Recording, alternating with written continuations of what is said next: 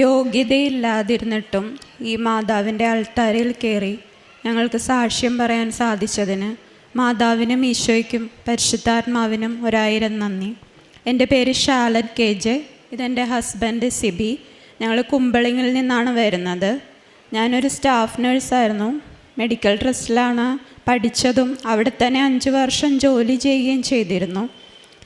2017 എൻ്റെ ഒരു സുഹൃത്ത് വഴി, എൻ്റെ കോവർക്കറായിരുന്നു വിനയ എന്ന് പറഞ്ഞ്, പുള്ളിക്കാരിയുടെ ഒരു ആൻറ്റി ഇവിടെ പ്രേക്ഷിതയായിട്ട് വർക്ക് ചെയ്ത സമയത്താണ് ഞാനിങ്ങനെ ആലപ്പുഴയിൽ കൃപാസനത്തിനെ പറ്റി അറിയുന്നതും ഇവിടെ വന്ന് ഉടമ്പടി എടുക്കുന്നതും. അന്നത്തെ സമയത്തെന്ന് പറഞ്ഞാൽ വളരെ തിരക്ക് കുറവാണ്, ഇവിടെ അധികം ആളുകളൊന്നുമില്ല. അപ്പം ഞാനും എൻ്റെ സുഹൃത്തും കൂടെ ഇവിടെ വന്നു. ഞങ്ങളോട് ആൻറ്റി പറഞ്ഞു, ഉടമ്പടി പ്രാർത്ഥനയുണ്ട്, നിങ്ങൾ 3 നിയോഗങ്ങൾ അർപ്പിക്കണം, എന്നിട്ട് പ്രാർത്ഥിച്ചാൽ എല്ലാ കാര്യവും നടക്കും, ജോസഫ് അച്ഛനെ കാണാനും പറ്റും, നിങ്ങളുടെ പ്രാർത്ഥനകൾ അച്ഛനോട് പറഞ്ഞ് അച്ഛൻ മെസ്സേജ് എടുത്ത് തരുമെന്ന് പറഞ്ഞു. അപ്പം ഞാനും സുഹൃത്തും കൂടെ ഇവിടെ വന്നു. എൻ്റെ സുഹൃത്ത് വിദേശത്ത് പോകാനുള്ള കാര്യങ്ങളൊക്കെ എഴുതി. അപ്പോൾ എനിക്ക് ഓൾറെഡി മെഡിക്കൽ ട്രസ്റ്റിൽ ജോലി ഉള്ളത് കൊണ്ടിട്ടും പ്രത്യേകിച്ച് ആഗ്രഹങ്ങളൊന്നും ആ സമയത്തില്ലായിരുന്നു. കല്യാണാലോചന നടക്കുന്നുണ്ടെന്നല്ലാതെ ജോലിയാണ്, വേറെ ആവശ്യങ്ങളൊന്നുമില്ല, ആഗ്രഹങ്ങളൊന്നുമില്ല. അപ്പോൾ കൂട്ടുകാരി എഴുതണം കണ്ടപ്പോൾ ഞാൻ വെറുതെ ഒരു തമാശയ്ക്ക് ഗവൺമെൻറ് ജോലി എന്നുള്ളൊരു നിയോഗം വെച്ചു. പിന്നെ എൻ്റെ ദേഷ്യം മാറണം, നല്ല സ്വഭാവത്തിൽ എല്ലാവരോടും പെരുമാറാൻ പറ്റണം എന്നൊക്കെയാണ് ഞാൻ നിയോഗം വെച്ചിരുന്നത്. അന്ന് വെച്ച് പ്രാർത്ഥിച്ച് ഉടമ്പടി എടുത്ത് പോയി. അപ്പോൾ ഇവിടെ പ്രത്യേകം കൗൺസിലിംഗ് ഒക്കെ ആയിരുന്നു. അതിലൂടെ കൗൺസിലർമാർ നമ്മളോട് കാര്യങ്ങളൊക്കെ പറഞ്ഞു തന്നു. അതെല്ലാം ചെയ്ത് ക്ലിയറായിട്ട് മുന്നോട്ട് പോകുമായിരുന്നു. ആ സമയത്ത് എനിക്ക് കല്യാണാലോചനകൾ വന്നിരുന്നു. അപ്പോൾ ഒരു ആലോചന വന്നിട്ട് അത് പുറത്തായിരുന്നു ആ ചെറുക്കൻ. അപ്പോൾ എനിക്ക് പുറത്തു പോകാൻ അത്ര താല്പര്യമൊന്നുമില്ല, പക്ഷേ എല്ലാം കൊണ്ടും നല്ലതാണെന്ന് പറഞ്ഞ് ആ ആലോചന മുന്നോട്ട് പോകാൻ വേണ്ടി തുടങ്ങിയപ്പോൾ എനിക്ക് മനസ്സിലൊരു തോന്നൽ വന്നു, അച്ഛൻ്റെ അടുത്ത് വന്നൊന്ന് ചോദിച്ചു നോക്കാം എന്ന് പറഞ്ഞു. അങ്ങനെ ഞാൻ ആൻറ്റീനെയും കൂട്ടി ഇവിടെ വന്നു. അച്ഛൻ്റെ അടുത്ത് വന്ന് ഇങ്ങനെ ഒരു ആലോചന വന്നിട്ടുണ്ട് അച്ഛാ, എന്താ ചെയ്യേണ്ടതെന്ന് അറിയില്ല എന്ന് പറഞ്ഞു. അച്ഛനപ്പം എൻ്റെ അടുത്ത് പ്രാർത്ഥിച്ചതിന് ശേഷം പറഞ്ഞ്, നീ 1 തൊട്ട് 6 വരെയുള്ളൊരു നമ്പർ പറ, എന്നിട്ട് ഞാൻ പ്രാർത്ഥിക്കാമെന്ന് പറഞ്ഞു. അപ്പം ഞാൻ ഏതോ ഒരു നമ്പർ പറഞ്ഞു, എനിക്ക് ഓർമ്മയില്ല. അത് കേട്ട ഉടനെ അച്ഛൻ പറഞ്ഞു, ഈ ആലോചന നമുക്ക് വേണ്ട, ഇത് ഡിവോഴ്സിൽ അവസാനിക്കുള്ളൂ എന്ന് പറഞ്ഞു. അപ്പം തന്നെ എൻ്റെ കണ്ണിൽ നിന്നൊക്കെ നിറയെ വെള്ളം വന്നു. എന്തുകൊണ്ടാണ് അങ്ങനെ വന്നതെന്നും അറിയില്ല. ആദ്യത്തെ ഒരു അനുഭവമാണ് അങ്ങനെ എനിക്ക് പൂർണ്ണ വിശ്വാസമായി മാതാവിൽ. അതിനുശേഷം പിന്നെ ആലോചന വേണ്ടെന്ന് വെച്ച് മുടക്കി. പിന്നെ അത് കഴിഞ്ഞ് മുന്നോട്ട് പോയപ്പോൾ കുറച്ച് നാൾ കഴിഞ്ഞപ്പോൾ വന്ന ആലോചനയാണ് സിബിയുടേത്. അങ്ങനെ ഞങ്ങൾ പലതവണ പല കാരണങ്ങളും കൊണ്ട് ഈ ആലോചന വേണ്ടെന്നും പറഞ്ഞ് അങ്ങനെ നിൽക്കുമായിരുന്നു. പിന്നെ ഇത് തന്നെ മുന്നോട്ട് പോകുമ്പോൾ പിന്നെ ഈ ഒരു ആലോചനയുടെ കാര്യം വന്നു. അങ്ങനെ വന്നു കഴിഞ്ഞപ്പോൾ ഇതുമായിട്ട് മുന്നോട്ട് പോകാമെന്നോർത്ത് വീണ്ടും ഞാനിവിടെ വന്ന് അച്ഛനെ കണ്ടു. അപ്പോൾ അച്ഛൻ പറഞ്ഞു, കുഴപ്പമൊന്നുമില്ല, നീ മുന്നോട്ട് പോയിക്കോന്ന് പറഞ്ഞു. അങ്ങനെ എല്ലാ കാര്യങ്ങളും തീരുമാനമായി. ഞങ്ങൾ തമ്മിൽ എൻഗേജ്മെൻറ്റായി. അപ്പോൾ എൻഗേജ്മെൻറ്റ് ലെറ്റർ കൊണ്ടുവന്ന് അച്ഛനെ കാണിച്ചു കഴിഞ്ഞപ്പോൾ അച്ഛൻ ബ്ലെസ് ചെയ്ത് പറഞ്ഞു, ധൈര്യമായിട്ട് മുന്നോട്ട് പോയിക്കോന്ന് പറഞ്ഞു. അങ്ങനെ 2017 മെയ് 29 ഞങ്ങൾ തമ്മിലുള്ള കല്യാണം നടക്കുന്നത്. അന്നൊക്കെ ഞാൻ ഉടമ്പടിയിലും തീവ്രമായി തന്നെ പ്രാർത്ഥിക്കുക, എല്ലാ കാര്യങ്ങളും ചെയ്യുകയൊക്കെ ചെയ്തിരുന്നു. അങ്ങനെ മുന്നോട്ട് പോവുകയെ കല്യാണം നല്ല രീതിയിൽ തന്നെ നടത്തി.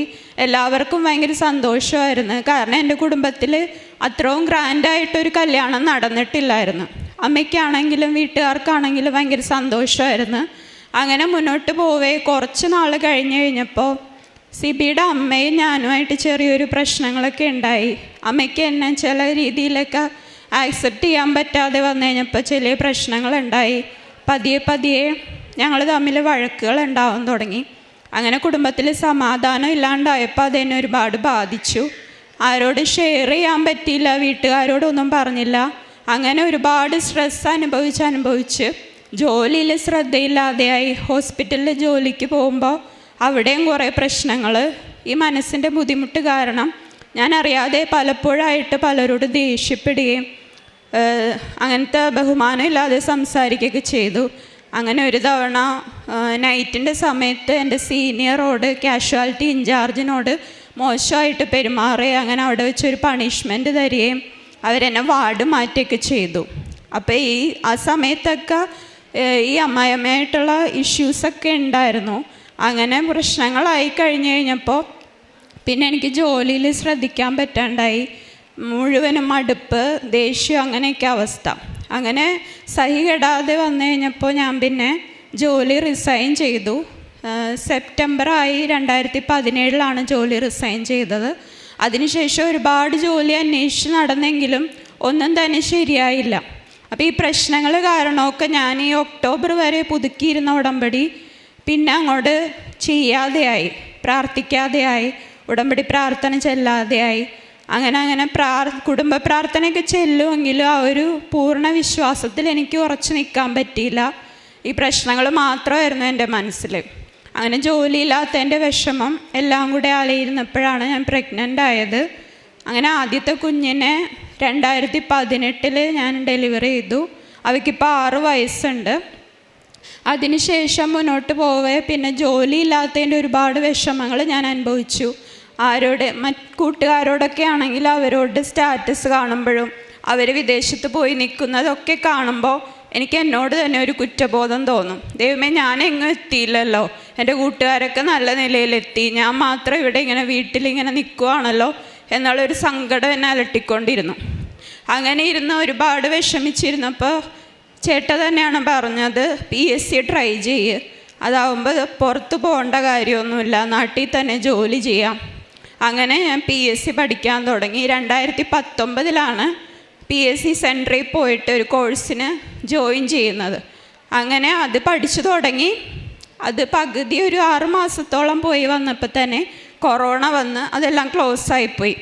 അങ്ങനെ വീണ്ടും വിഷമിച്ച് വീട്ടിലിരിക്കുമ്പോഴാണ് ഓൺലൈൻ വഴി ഒരു ആലപ്പുഴയിലുള്ള ഒരു മാഡം ഓൺലൈനായിട്ട് കൊറോണ സമയത്ത് ക്ലാസ് എടുക്കുന്നു എന്ന് പറഞ്ഞറിഞ്ഞത്.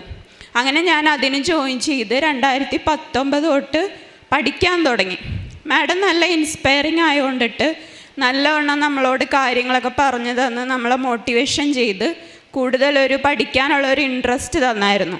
അങ്ങനെ ഞാൻ നല്ലവണ്ണം കഷ്ടപ്പെട്ട് പഠിച്ച് കുഞ്ഞന്ന് ചെറിയ കുട്ടിയായിരുന്നുകൊണ്ടിട്ട് അവളെ കൊണ്ട് വലിയ കുഴപ്പങ്ങളൊന്നും ഇല്ലാതിരുന്നുകൊണ്ടും നന്നായിട്ട് പഠിക്കാൻ പറ്റി. ഓൺലൈൻ ആയതുകൊണ്ടും നമ്മുടെ ടൈമിങ്ങിൽ നമുക്ക് പഠിക്കാനായിട്ട് പറ്റുമായിരുന്നു. അങ്ങനെ പഠിച്ച ആദ്യത്തെ നോട്ടിഫിക്കേഷൻ വന്നത് DHS എന്ന് പറഞ്ഞുള്ള എക്സാമാണ്. അത് ജില്ലാടിസ്ഥാനത്തിൽ വരുന്ന എക്സാമാണ്. അത് 2021 ഫസ്റ്റ് എക്സാം ഞാൻ അപ്പിയർ ചെയ്തത്. അത് എഴുതി പഠിച്ചെങ്കിലും എനിക്ക് ഫസ്റ്റ് അപ്പിയറിങ് ആയതുകൊണ്ടിട്ട് നെഗറ്റീവ് മാർക്ക് വന്ന് അത് നല്ല രീതിയിൽ സ്കോർ ചെയ്യാൻ സാധിച്ചില്ല. എൻ്റെ ജീവിതത്തിൽ സത്യം പറഞ്ഞാൽ ഇതിനു മുമ്പ് പല എക്സാമും എഴുതിയിട്ടുണ്ടെങ്കിലും ഇതുവരെ റാങ്ക് ലിസ്റ്റിൽ പെടാനുള്ള ഒരു അർഹതയൊന്നും കഴിവൊന്നും എനിക്കില്ലായിരുന്നു. പക്ഷേ ഈ മാഡം പഠിപ്പിച്ചത് കൊണ്ടിട്ട് അറ്റ്ലീസ്റ്റ് റാങ്ക് ലിസ്റ്റിൽ കയറാനായിട്ട് എനിക്ക് പറ്റി. അപ്പോൾ അന്ന് തൊട്ട് എനിക്ക് ദൈവത്തോട് കൂടുതലൊരു അടുപ്പമൊക്കെ തുടങ്ങി. കാരണം ഇതുവരെ ഇല്ലാതിരുന്ന ഒന്നുമില്ലാതിരുന്ന ഞാൻ ഒരു റാങ്ക് ലിസ്റ്റിലെങ്കിലും എനിക്ക് കയറാൻ പറ്റിയല്ലോ എന്നോർത്ത് ഞാൻ സന്തോഷിച്ചു.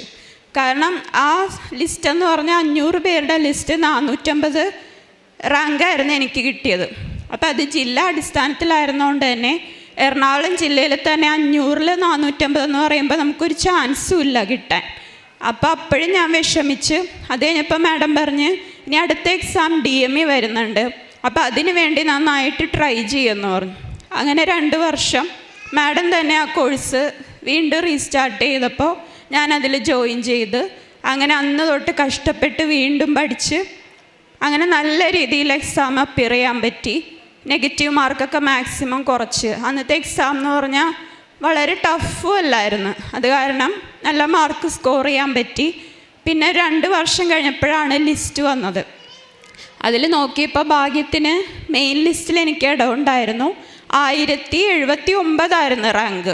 അപ്പോൾ കുറച്ച് നാൾ കാത്തിരിക്കേണ്ടി വന്നാലും ജോലി കിട്ടും എന്നുള്ളൊരു പ്രതീക്ഷ ആ സമയത്ത് കിട്ടാൻ തുടങ്ങി. അങ്ങനെ ഇരിക്കുമ്പോഴാണ് നവംബർ സംതിങ് ആയപ്പോൾ അമ്മയ്ക്കൊരു നെഞ്ചുവേദന വന്നു. സിബിയുടെ പുള്ളിക്കാരിന് നെഞ്ചുവേദന വന്നിട്ട് ഹോസ്പിറ്റലിൽ അഡ്മിറ്റായ സമയത്ത് ആദ്യം ഞങ്ങൾ മെഡിക്കൽ ട്രസ്റ്റിലാണ് കൊണ്ടുപോയത്. അവിടെ ചെന്ന് കഴിഞ്ഞപ്പോൾ അമ്മയ്ക്കാണെങ്കിൽ ആൻജിയോഗ്രാം ചെയ്ത് നോക്കണമെന്ന് പറഞ്ഞ് അങ്ങനെ ആൻജിയോഗ്രാം ചെയ്തപ്പോൾ 2 ബ്ലോക്ക് ഉണ്ട്. ആൻജിയോപ്ലാസ്റ്റി ചെയ്യണമെന്ന് പറഞ്ഞു. നമുക്ക് സാമ്പത്തികമായിട്ടാണ് പ്രശ്നങ്ങൾ ഉണ്ടായിരുന്നുകൊണ്ടിട്ടും അപ്പച്ചൻ ഓൾറെഡി ഓപ്പറേഷനൊക്കെ കഴിഞ്ഞ് കുറച്ച് ടൈറ്റായിരുന്നുകൊണ്ടിട്ട് ഞങ്ങൾ ഹോസ്പിറ്റലിൽ മാറ്റി ഇന്ദിരാഗാന്ധിയിലേക്ക് കൊണ്ടുപോയി. അവിടെ ചെന്ന് കഴിഞ്ഞിട്ടാണ് ആൻജിയോപ്ലാസ്റ്റി ചെയ്തത്. ആ സമയത്ത് അമ്മച്ചിക്ക് ചെയ്ത് കഴിഞ്ഞതിന് ശേഷം ICUവിൽ കിടത്തിയിട്ടും ആൾ റിക്കവർ ചെയ്യുന്നില്ലായിരുന്നു. BP ഫോളും ആകെ സാച്ചുറേഷനൊക്കെ കുറവ്, അങ്ങനെ കുറേ പ്രശ്നങ്ങളുണ്ടായി. ഓക്സിജൻ്റെ ലെവൽ എന്ത് ചെയ്താൽ കയറുന്നില്ല. BP മെഡിസിൻസ് അത് കൊടുത്താൽ മാത്രമേ BP സ്റ്റേബിൾ ആകുള്ളൂ. അങ്ങനെയുള്ള കുറേ പ്രശ്നങ്ങളുണ്ടായി. അപ്പോൾ ആ സമയത്ത് എൻ്റെ ഫ്രണ്ടിൻ്റെ ഫോണിൽ കൃപാസനത്തിൽ അച്ഛൻ്റെ ഉടമ്പടി ധ്യാനം കിടപ്പുണ്ടായിരുന്നു. അപ്പം ഞാനും ഹസ്ബൻഡും ടെൻഷൻ അടിച്ച് പുറത്തിരുന്ന് പ്രാർത്ഥിച്ചുകൊണ്ടിരുന്നപ്പോൾ ഈ ധ്യാനം ഞാൻ ഓൺ ചെയ്ത് വെച്ചു. അങ്ങനെ കുറേ പ്രാർത്ഥിച്ച് അവസാനം ഞങ്ങൾ മെഡിക്കൽ ട്രസ്റ്റിലെ ഡോക്ടറുടെ റെഫറൻസ് തേടി. കാരണം ഇന്ദിരാഗാന്ധിയിലെ ഹോസ്പിറ്റലിൽ ഡോക്ടർ പറയുവാണ് ഇനി ഞങ്ങൾക്കൊന്നും ചെയ്യാനില്ല, അമ്മ തനിയെ റിക്കവർ ചെയ്യുമെന്ന് ഓർത്തിട്ടാവുന്നില്ല, BP മെഡിസിൻ നിർത്തുമ്പോൾ BP ഫോൾ ആവുകയാണ്. അങ്ങനെ അവർ കൈയൊഴിയുന്ന രീതിയിലൊക്കെ സംസാരിച്ചു. അപ്പം തന്നെ ഞങ്ങൾക്ക് ആകെ വിഷമമായി. അങ്ങനെ ഞങ്ങൾ മെഡിക്കൽ ട്രസ്റ്റിലെ ഡോക്ടറോട് റെഫറൻസ് ചോദിച്ചപ്പോൾ സാറ് പറഞ്ഞു ലിസിയിലേക്ക് കൊണ്ടുപോകും, അതാവുമ്പോൾ നിങ്ങൾക്ക് അഫോർഡബിൾ ആയിരിക്കും, നല്ല ഡോക്ടേഴ്സുമാണ്, കാർഡിയാക്കിന് അവിടെ നല്ല ഫെസിലിറ്റി ഉണ്ടെന്ന് പറഞ്ഞു. അങ്ങനെ ഞങ്ങൾ അപ്പം തന്നെ അവിടെ നിന്ന് ഡിസ്ചാർജ് ചെയ്ത് ലിസിയിലേക്ക് കൊണ്ടുപോയി. അപ്പോൾ എൻ്റെ വീട്ടിൻ്റെ മേളിൽ ഞങ്ങൾ റെൻറ്റിനാണ് താമസിക്കുന്നത്. അതിൻ്റെ വീട്ടിൻ്റെ മേളിൽ താമസിക്കുന്ന ചേച്ചിക്ക് അസുഖം വന്നിട്ട് പുള്ളിക്കാരി ഇവിടെ വന്ന് ഉടമ്പടി എടുത്തപ്പോൾ നേർച്ച വസ്തുക്കൾ കൊണ്ടുവന്നിരുന്നു. അപ്പോൾ അതിൽ നിന്ന് എനിക്ക് തേനിൻ്റെ കുപ്പി കൊണ്ടുവന്ന് തന്നിട്ട് ആ ചേച്ചി പറഞ്ഞായിരുന്നു നിങ്ങൾ പ്രാർത്ഥിച്ചാൽ മതി എന്ന് പറഞ്ഞു. അങ്ങനെ ആ തേനിൻ്റെ കുപ്പിയും കൊണ്ടാണ് ഞങ്ങൾ ലിസി ഹോസ്പിറ്റലിലേക്ക് പോയത്.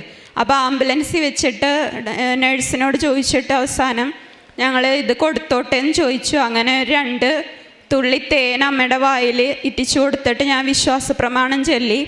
അങ്ങനെ അമ്മേനെ ലിസിയിൽ കൊണ്ടുപോയി ഡോക്ടർമാർ പരിശോധിച്ചിട്ട് പറഞ്ഞു പമ്പിങ്ങിൻ്റെ പ്രശ്നമാണ് അമ്മയ്ക്കുള്ളത്, നമുക്ക് ഒബ്സർവേഷൻ വെക്കണം ICUവിൽ. അങ്ങനെ ഒരാഴ്ചയോളം അമ്മേനെ ഒബ്സർവേഷൻ വെച്ച് കുറേ ദിവസം കഴിഞ്ഞിട്ടാണ് ആളൊന്ന് ഓക്കെ ആയത്. അമ്മയ്ക്ക് കുറേ കോംപ്ലിക്കേഷൻസ് ഉണ്ടായിരുന്നു, ഹീമോഗ്ലോബിൻ്റെ ലെവൽ കുറയും, BP ഫോളും. അങ്ങനെ പതിയെ പ്രാർത്ഥിച്ച് ഇതിൻ്റെയൊക്കെ തേൻ കൊടുത്തതിൻ്റെയൊക്കെ അനുഗ്രഹത്തിൻ്റെ ഫലമായിട്ട് അമ്മ പതിയെ റിക്കവർ ആവാൻ തുടങ്ങി. എല്ലാ അസുഖവും മാറി, BP മെഡിസിൻസൊക്കെ നിർത്തി, ആൾ സ്റ്റേബിളായി. അങ്ങനെ 31 നവംബറിൽ അമ്മ ഡിസ്ചാർജ് ചെയ്തു. അപ്പോൾ വീട്ടിൽ വേറെ ആരും സഹായത്തിനില്ലാത്തതുകൊണ്ടിട്ട് ഞങ്ങൾ താമസിക്കുന്ന വീട്ടിൽ കൊണ്ടുവന്ന് അമ്മേനെ അപ്പച്ചനെയും നിർത്തി. അപ്പച്ചൻ ഓൾറെഡി ഓപ്പറേഷൻ കഴിഞ്ഞിട്ട് കാല് പ്ലാസ്റ്ററൊക്കെ ഇട്ടിരിക്കുമായിരുന്നു. അങ്ങനെ അപ്പച്ചനെ എൻ്റെ വീട്ടിൽ കൊണ്ടുവന്ന് നിർത്താൻ പറ്റി. അവർ 2 പേരെയും നല്ലവണ്ണം ശുശ്രൂഷിക്കാനും ഒക്കെ സാധിച്ചു. അതിന് ദൈവത്തിന് ഒരുപാട് നന്ദി. അതിനുശേഷം പിന്നെ മുൻപോട്ട് പോയപ്പോൾ എൻ്റെ ഒരു ഫ്രണ്ട് വഴിയായിട്ടാണ്, അപ്പോഴും ഈ ലിസ്റ്റിൽ ഇങ്ങനെ ഞാൻ ലിസ്റ്റിൽ പേര് ഉൾപ്പെട്ടിട്ടുണ്ടായിരുന്നു. അതിൻ്റെ പ്രോസസ്സിങ് ആദ്യത്തെ റാങ്കുള്ളവർക്കൊക്കെ ഓരോന്നേ റാങ്ക് ലിസ്റ്റിൽ ഉൾപ്പെട്ടവർക്കൊക്കെ ജോലി ലഭിക്കുന്നുണ്ടായിരുന്നു. അപ്പോഴും ഞാൻ ഇങ്ങനെ പ്രാർത്ഥിക്കുന്നുണ്ടായിരുന്നു. പക്ഷേ ഓരോരുത്തരുടെ ഇത് കാണുമ്പോഴും എനിക്ക് ഈ ഉടമ്പടി മുടങ്ങിപ്പോയി, എനിക്കിനി അത് ചെയ്യാൻ പറ്റുമോ എന്നുള്ളൊരു ധൈര്യക്കുറവ് എനിക്കുണ്ടായി. അങ്ങനെ ഇരിക്കുമ്പോഴാണ് എൻ്റെ ഒരു ഫ്രണ്ട് വിളിച്ചിട്ട് പറഞ്ഞത് നീ എന്തായാലും ഉടമ്പടി പോയി പുതുക്ക്, അത് കഴിയുമ്പോൾ നിൻ്റെ കാര്യങ്ങളെല്ലാം ശരിയാവും എന്ന് പറഞ്ഞു. അങ്ങനെ 2024 ഫെബ്രുവരി 8-നാണ് ഞാനിവിടെ വന്ന് ഉടമ്പടി പുതുക്കുന്നത്. അങ്ങനെ പുതുക്കിയപ്പോൾ ഒരിക്കലും ഒരു ധ്യാനത്തിൽ അച്ഛൻ പറയുന്നുണ്ടായി ഓൾറെഡി ഉടമ്പടി എടുത്തവർ പുതുക്കിയിട്ട് പോയാൽ മതി, അല്ലാതെ പുതിയത് എടുക്കേണ്ട കാര്യമില്ലെന്ന് പറഞ്ഞു. അപ്പം ഞാനത് ഉദ്ദേശിച്ചാണ് വന്ന് പുതുക്കിയത്. പക്ഷെ ആ സമയത്ത് എൻ്റെ കയ്യിൽ കാശ് രൂപം ഒരു അലൂമിനിയം ഇതിലുള്ള ക്യാഷ് രൂപമായിരുന്നു. അപ്പോൾ അതിവിടെ കാണിച്ചു കഴിഞ്ഞപ്പോൾ ഇവിടുത്തെ ഓഫീസിലുള്ളവർ പറഞ്ഞു ഇത് പറ്റില്ല, പഴയതാണെങ്കിൽ നീ ഒരു കാര്യം ചെയ്യ്, പുതിയ ഉടമ്പടി എടുക്കുമെന്ന് പറഞ്ഞു. അങ്ങനെ ഞാൻ 8-ാം തീയതി വന്ന് ഉടമ്പടി എടുത്തത് മാറ്റിയിട്ട് 10-ാം തീയതി വന്ന് വീണ്ടും പുതിയത് ഉടമ്പടി എടുത്തു. അന്ന് തൊട്ട് എനിക്ക് ഭയങ്കര ഒരു ആശ്വാസമായിരുന്നു മനസ്സിൽ. ഇവിടെ നിന്ന് കുറച്ച് കഷ്ടപ്പെട്ടിട്ടാണെങ്കിലും രാവിലെ വന്നിട്ട് വൈകിട്ടാണ് എനിക്ക് പോകാൻ പറ്റിയത്. എന്നാലും മനസ്സിന് ഭയങ്കര ഒരു ആശ്വാസമായിരുന്നു ആ ഉടമ്പടി പുതുക്കിയതിന് ശേഷം. ആ ഉടമ്പടി പുതുക്കി കഴിഞ്ഞിട്ട് പിന്നെ അങ്ങോട്ട് എനിക്ക് കൂടുതൽ വിശ്വാസത്തിലും പ്രാർത്ഥനയിലാണെങ്കിലും കുടുംബ പ്രാർത്ഥനയിലും ബൈബിൾ വായനയിലും ഒക്കെ ഭയങ്കര ഒരു ഇഷ്ടമായിരുന്നു എനിക്ക്. എത്ര പ്രാർത്ഥിച്ചാലും ഒരു മടുപ്പും തോന്നാത്ത രീതിയിലുള്ള ഇഷ്ടമായിരുന്നു. അതുപോലെ കാരുണ്യ പ്രവർത്തികളാണെങ്കിലും അടുത്തുള്ള ക്യാൻസർ സെൻറ്ററിലൊക്കെ പോയി അവിടെയുള്ള രോഗികളെ കണ്ട് പ്രാർത്ഥിക്കുകയും തൈലം പൂശുകയൊക്കെ ചെയ്യുമായിരുന്നു. പിന്നെ എന്നെക്കൊണ്ടാവുന്ന രീതിയിൽ അവർക്ക് സഹായങ്ങൾ ചെയ്തിട്ടുണ്ട്. പിന്നെ അത് കഴിഞ്ഞിട്ട് ഈ ജൂൺ ഉടമ്പടി പുതുക്കി കഴിഞ്ഞ് മാർച്ച് 10 ആയപ്പോഴാണ് എനിക്ക് മാതാവ് ഒരു അനുഗ്രഹം കൂടെ തന്നത്. അതെന്ന് പറയുന്നത് ഞാൻ 2ാമത് കൺസീവായി. അത് കറക്റ്റ് ഞാൻ ഉടമ്പടി എടുത്ത 10-ാം തീയതി തന്നെയാണ് എനിക്ക് കൺസീവായത്. അപ്പോൾ അത് മാതാവിൻ്റെ അനുഗ്രഹമാണെന്ന് തന്നെ ഞാൻ വിശ്വസിക്കുന്നു. ഞാൻ ജൂലൈ 4-ാം തീയതി എനിക്ക് പ്രൊഫൈലിൽ നോക്കിയപ്പോൾ ഗ്രൂപ്പിൽ വന്ന മെസ്സേജ് കണ്ട് നോക്കിയപ്പോൾ ജോലിക്ക് അഡ്വൈസ് വന്ന് കിടക്കുന്നതായിട്ട് കണ്ടു. അപ്പോൾ എല്ലാവരോടും ചോദിച്ചു കഴിഞ്ഞപ്പോൾ അവർ പറഞ്ഞു പോസ്റ്റ് വഴി ലഭിക്കും എന്ന് പറഞ്ഞു. അപ്പം ഞാനും അതിനു വേണ്ടി വെയിറ്റ് ചെയ്യുമായിരുന്നു, പോസ്റ്റ് വഴി ലഭിക്കുമല്ലോ എന്നോർത്ത്. പക്ഷേ പോസ്റ്റ് വഴി വന്നത് ജൂൺ 20-നാണ്. അത് വന്നപ്പോൾ ചെക്ക് ചെയ്തപ്പോൾ അത് അപ്പോയിൻമെൻറ്റ് ലെറ്റർ ആയിരുന്നു. ആ അപ്പോയിൻമെൻറ്റ് ലെറ്ററാണ് ഞാനിപ്പോൾ ഈ കൊണ്ടുവന്നേക്കണത്. എനിക്ക് തൃശ്ശൂർ മെഡിക്കൽ കോളേജിൽ സ്റ്റാഫ് നഴ്സ് ഗ്രേഡ് 2 ആയിട്ട് പോസ്റ്റിംഗ് ലഭിച്ചു. അപ്പോൾ അത് കിട്ടിയപ്പോൾ എനിക്ക് ഭയങ്കര സന്തോഷമായിരുന്നു. ഞാൻ നേരെ ഓടിച്ചെന്ന് അടുത്തുള്ള പള്ളിയിൽ പോയി മാതാവിൻ്റെ കാൽക്കൽ ഈ അപ്പോയിൻമെൻറ്റ് വെച്ചിട്ട് ഒരുപാട് നന്ദി പറഞ്ഞു. അതിനുശേഷം പിന്നെ ഒരനുഭവം ഉണ്ടായെന്ന് പറഞ്ഞാൽ എൻ്റെ സുഹൃത്തിൻ്റെ രോഗസൗഖ്യമാണ്. സുഹൃത്തിൻ്റെ ഭർത്താവിന് പെട്ടെന്നൊരു നടുവേദന പോലെ വന്നു. അപ്പോൾ സ്കാൻ ചെയ്യുകയും ബ്ലഡ് ചെക്കപ്പൊക്കെ ചെയ്ത് കഴിഞ്ഞപ്പോൾ ഡോക്ടർ പറഞ്ഞു ഇത് കിഡ്നി സ്റ്റോണിൻ്റെ എന്തോ ഒരു ഇഷ്യൂ ആണെന്ന് തോന്നുന്നു, നമുക്ക് MRI ചെയ്യണമെന്ന് പറഞ്ഞു. അപ്പോൾ എൻ്റെ സുഹൃത്ത് എന്നെ വിളിച്ചിട്ട് പറഞ്ഞു നീ ഒന്ന് പ്രാർത്ഥിക്കണം, ഹസ്ബൻഡിന് ഒന്നും ഇല്ലാതിരിക്കണം. അപ്പം ഞാൻ പറഞ്ഞു നീ പേടിക്കണ്ട, ഞാൻ പ്രാർത്ഥിച്ചേക്കാമെന്ന് പറഞ്ഞു. അങ്ങനെ പ്രാർത്ഥിച്ചതിൻ്റെ ഫലമായിട്ട് പുള്ളിക്കാരൻ്റെ MRIയും ബാക്കി ടെസ്റ്റുകളെല്ലാം കഴിഞ്ഞ് കഴിഞ്ഞപ്പോൾ വേറെ പ്രോബ്ലംസ് ഒന്നുമില്ല. ചെറിയൊരു ഫാറ്റി ലിവറിൻ്റെ പ്രശ്നം മാത്രമേ ഉള്ളൂ, അല്ലാതെ വേറെ കോംപ്ലിക്കേഷനോ ഓപ്പറേഷനോ ഒന്നും വേണ്ടെന്ന് പറഞ്ഞു. അങ്ങനെ മാതാവ് അനുഗ്രഹിച്ചു. പിന്നെ ആത്മീയമായ ജീവിതത്തിൽ എനിക്ക് വന്ന മാറ്റം എന്ന് പറഞ്ഞാൽ ഞാൻ അങ്ങനെ ഓവറായിട്ട് പ്രാർത്ഥിക്കുന്ന ഒരു വ്യക്തിയല്ല. ജപമാലയാണെങ്കിൽ കൂടെയും എനിക്ക് അങ്ങനെ കോൺസെൻട്രേഷൻ കിട്ടാറില്ല. ചെല്ലുമ്പോൾ പല വിചാരം കടന്നു വരും. അങ്ങനത്തെ ഒരാളായിരുന്നു.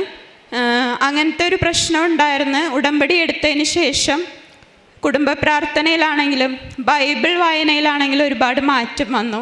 മുമ്പൊക്കെ എന്ന് പറഞ്ഞു കഴിഞ്ഞാൽ ഞാൻ ബൈബിൾ വായിക്കണത് സങ്കീർത്തനങ്ങളും പ്രഭാഷകൻ്റെ പുസ്തകമൊക്കെ ആയിരുന്നു. അതാവുമ്പോൾ നമുക്ക് എളുപ്പം വായിച്ച് തീർക്കാനും മനസ്സിലാക്കാനും പറ്റും. പഴയ നിയമം ഞാൻ തൊടാറ് പോലുമില്ല. പക്ഷെ ഉടമ്പടി എടുത്തതിന് ശേഷം എല്ലാ ഭാഗങ്ങളും മിക്കപ്പോഴും വായിക്കാനായിട്ട് എനിക്ക് പറ്റിയിട്ടുണ്ട്. ചില സമയങ്ങളിൽ മനസ്സിലാവില്ലെങ്കിലും പകുതി ഭാഗങ്ങളും ഗ്രഹിക്കാനായിട്ട് ദൈവം എനിക്ക് കഴിവ് തന്നിട്ടുണ്ട്. പിന്നെ ഒരു സംഭവം ഉള്ളായത്, ഞാൻ ഗർഭിണി ആയതിനു ശേഷം മാതാവിനെ സ്വപ്നം കാണുകയുണ്ടായി. അത് ഞാനൊരു ദിവസം വെളുപ്പിനെ ആയപ്പോഴാണെന്ന് തോന്നണം കണ്ടത്. ഞാൻ ഉറങ്ങിക്കിടക്കണേണ്. അപ്പോൾ സ്വപ്നത്തിൽ ഒരു സ്റ്റേജ് പോലെയുള്ള ഒരു സ്ഥലമാണ് ഞാൻ കണ്ടത്. അവിടെ ഞാനും ഉണ്ട്, കുറച്ച് ആളുകളും ഉണ്ട്. അവരിങ്ങനെ പ്രാർത്ഥിച്ചുകൊണ്ടിരിക്കുകയാണ്. പക്ഷെ അവിടെ രൂപങ്ങളോ മറ്റോ ഒന്നുമില്ല. എല്ലാവരും അവിടെ വന്ന് ഇരിക്കണുണ്ട്. അപ്പം ഞാനും അവിടെ വന്നിരുന്ന് കുറച്ച് നേരം കഴിഞ്ഞപ്പോൾ മാതാവും മാലാഖയും ഉണ്ട് ഇയാൾ ഒരു സ്റ്റേജ് പോലെയുള്ള സ്ഥലത്ത്. മാതാവ് പെട്ടെന്ന് ഇങ്ങനെ എഴുന്നേറ്റ് വന്നിട്ട് എൻ്റെ അടുത്തേക്ക് വന്നിട്ട് എന്നെ ഇങ്ങനെ വിളിക്കുക. അപ്പം ഞാനിങ്ങനെ എല്ലാവരോടും പറയാം അതേ മാതാവ് വന്നു. പക്ഷെ ബാക്കി ആരും അനങ്ങുന്നില്ല.